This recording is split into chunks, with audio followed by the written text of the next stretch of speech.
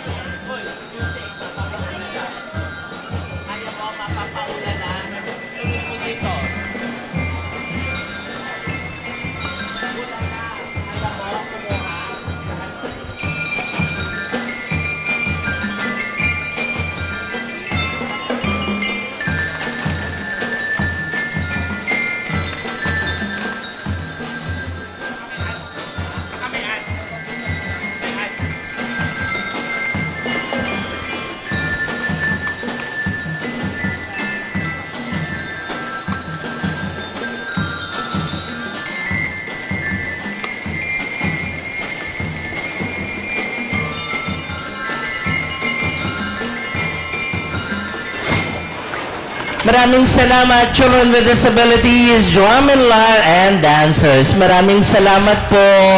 Salamat sa inyo lahat. Salamat po sa mga magulang for bringing their children here this morning and braving this strong rain.